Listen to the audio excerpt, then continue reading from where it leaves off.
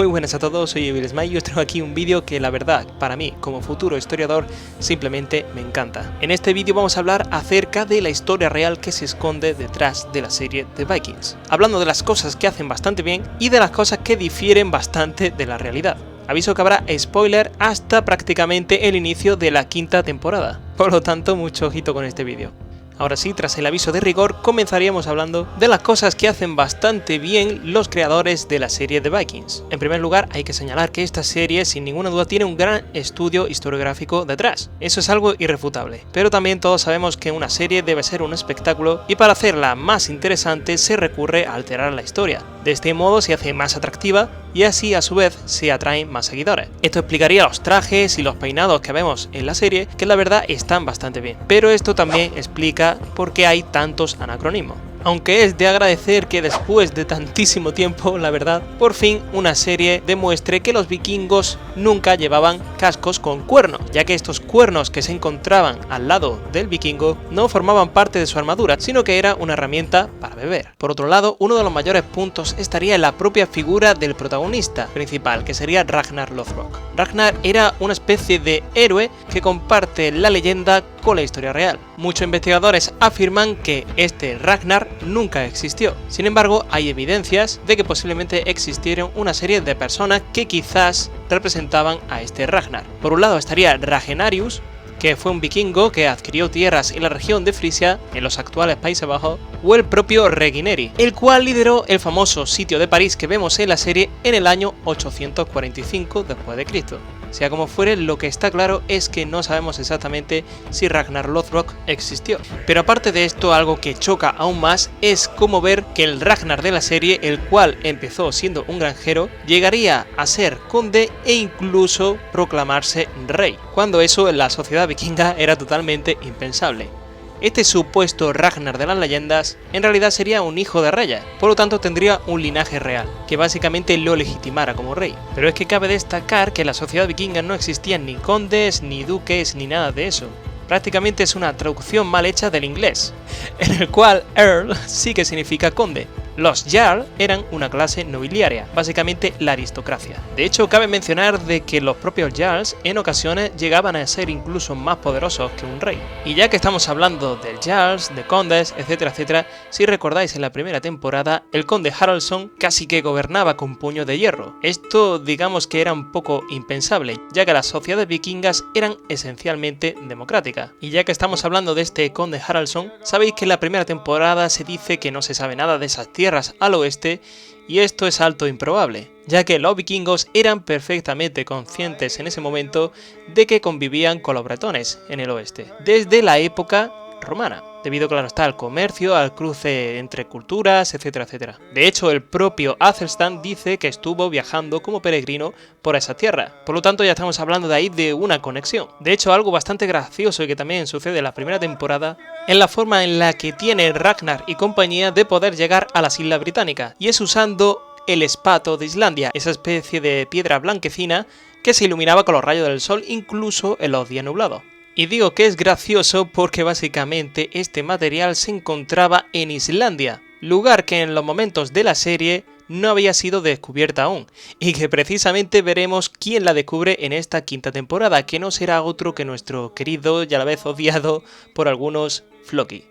Algo que trae de cabeza también a los historiadores es la vestimenta que utilizan en la serie. Si bien es cierto que los vikingos no solían tampoco abrigarse demasiado tal y como vemos en la serie, lo que no es lógico es que en las batallas luchen todos sin armadura. Lo que sí es cierto es que había una especie de guerreros, tal y como vemos en el propio Rollo, que luchaban prácticamente desnudos, o con pieles por encima. A estos guerreros se les llamaban los Berserker, y eran temidos tanto por enemigos como por aliados, ya que justo antes de la batalla entraban en un trance, el cual les daba una fiereza casi sobrehumana. Precisamente hablando de Rollo, hay que decir que en la historia real en ningún momento se dice que fuera hermano de Ragnar. De hecho, es bastante posterior. Su nombre real sería Hrolfganr y sería conocido como Rolón el Caminante o el Errante, ya que su montura no era capaz de soportar sus más de 140 kilos de peso y una altura de más o menos 2 metros. Este Rolón fue exiliado de Noruega y a diferencia de sus compañeros vikingos, este Rollo compartía, digamos, la visión de Ragnar, donde en vez de querer saquear y asaltar, él pretendía quedarse en unas tierras. y tras sus incursiones en Francia, el rey Carlos el Simple le nombró duque de Normandía, entregándole una vasta extensión de tierra. Si bien se convirtió al cristianismo tal y como vemos en la serie, intentó satisfacer a sus antiguos dioses y ordenó decapitar a un centenar de prisioneros cristianos para quizás poder entrar en el Valhalla. Algo muy pero que muy interesante de Rollo es que es un ascendiente directo de Guillermo I el Conquistador. Por lo tanto, de Rollo proviene la actual familia real británica. ¿Quién lo iba a pensar, verdad? Y hablando también de familia, hay que hablar de la familia de Ragnar Lothbrok. En este sentido hay que hablar de que, según parece, sí que tuvo matrimonio con la famosa guerrera Lagertha, según nos cuenta la Gesta Danorum. Sin embargo, a diferencia de la serie, con ella no engendró ninguno de sus hijos, sino que, según parece, los más famosos seguramente los engendraría con la reina Aslaug, la cual era la hija de Sigurd o Sigfrido, aquel héroe mitológico que mató al dragón Fafner y que custodiaba el tesoro de los Nibelungos. Después de matarlo se bañaría en la sangre del dragón y, al igual que Aquiles en la mitología griega, solo habría un punto vulnerable donde no se bañó. En el caso de Aquiles fue en el talón, ya que fue donde lo agarró su madre en la laguna Estigia, y en el caso de Sigfrido fue en la espalda, ya que se le pegó una hoja y no fue bañada con la sangre del dragón. Pues bien, con Aslaug parece ser que tuvo no solo a Sigurd, a Berserk y a Ivar, sino que también de Aslaug nacería el famoso Bjorn Ragnarsson, el apodado Piel de Hierro o Brazo de Hierro. Y según parece, V, el hermano que nos queda, sería engendrado con otra mujer. Hablando de Bjorn, hay cosas que debemos comentar. La primera de ellas es, como he dicho, no sería como en la serie, es decir, no sería hijo de Lagertha y Ragnar, sino que sería de Aslaug. Y por otro lado, en una de sus incursiones, esta vez por las costas de Italia, llegaría a conquistar la ciudad costera de Pisa. Desde allí sus tropas harían incursiones al interior hasta llegar a la ciudad de Luni, ciudad que los vikingos creyeron que era Roma en ese momento. Y a ver si os suena esto. Bjorn fue incapaz de traspasar esa muralla, y adivinad qué hizo. Hizo exactamente lo mismo que hizo Ragnar en la serie en el asedio de París, es decir, les hizo creer a todos que estaba muerto, entró con su guardia en la capilla y una vez allí consiguió abrir las puertas de la ciudad para que entrara su ejército. Por lo tanto, la idea de hacerse el muerto fue de Bjorn y no de Ragnar. Aparte, Ragnar en el asedio de París no tuvo que hacer ninguna estratagema especial para conseguir ese botín de guerra. Simplemente, ante el temor de conquistar la ciudad, el emperador le dio esa cuantiosa suma y las tropas de Ragnar se fueron.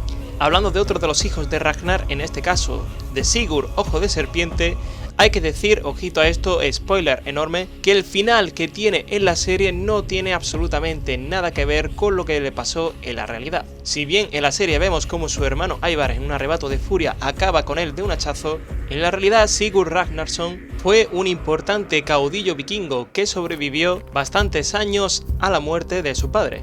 Se casó precisamente con una de las hijas del rey Aela, aquel al que supuestamente le hicieron el águila de sangre, que por cierto esta práctica no está totalmente confirmada de que se haya llevado a cabo alguna vez, aunque sí se sabe que era una forma brutal para morir, y que si la hacías sin gritar podrías llegar incluso al Valhalla, por el extremo dolor que suponía. Pues bien, Sigurd, aparte de casarse con esa hija del rey Aela, consiguió recabar mucho poder, hasta que finalmente murió en la batalla de Lovaina en el año 891 d.C., en la que se enfrentaría tan lejos de su hogar, no sabemos cómo, a Arnulfo de Carintia, en la actual Bélgica, donde perecieron nada más y nada menos que 100.000 daneses y noruegos, incluido el propio Sigurd. Esto ya como dato curioso, si os habéis fijado, en la serie se ve a varios vikingos con los ojos pintados, bastante delineados. Esto no debería ser ninguna sorpresa, ya que su uso era bastante habitual y según parece calmaba un poco los rayos del sol en la vista. Ese maquillaje estaba hecho a base de almendras quemadas, antimonio triturado, cobre oxidado,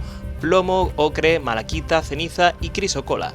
Y como ya he dicho, aparte de estético, parecía que tenía alguna que otra ventaja. Y con respecto a la quinta temporada, ya visteis en el capítulo 20 de la cuarta temporada que se nos presentaba a un nuevo enemigo para los vikingos, el obispo Hedmund. Este tipo de obispos eran antecesores de los caballeros templarios y eran personas absolutamente religiosas, pero que se ponían la armadura y luchaban, y de hecho se decía que este obispo, Hedmund, tenía una habilidad increíble con la espada, aunque aquí en la serie se le pone como un ligón, etcétera, etcétera. Se sabe que este obispo Hedmund moriría en la batalla de Meretun contra las tropas de los vikingos, y posteriormente sería reconocido como un santo. Como último dato también aclarar que el hermano del rey Harald, es decir Halfdan, en la realidad no era su hermano, sino que era su padre, conocido como Halfdan el Negro. Y hasta aquí este vídeo explicando las principales diferencias entre la ficción y la realidad. entre comillas, que hay detrás de Vikings. Como siempre os recomiendo que os paséis por mis redes sociales, que si de verdad os ha gustado el vídeo le deis un buen me gusta para seguir subiendo contenido de Vikings. Suscribíos si no lo estáis, porque vamos a seguir subiendo vídeos de Juego de Tronos y de Vikings a la vez. Dadle al botón de la campanita de aquí abajo para estar al tanto de cuando subo vídeo. Compartid el vídeo con vuestros amigos y con vuestras amigas y nos vemos ya en el siguiente vídeo. Hasta la próxima, chao.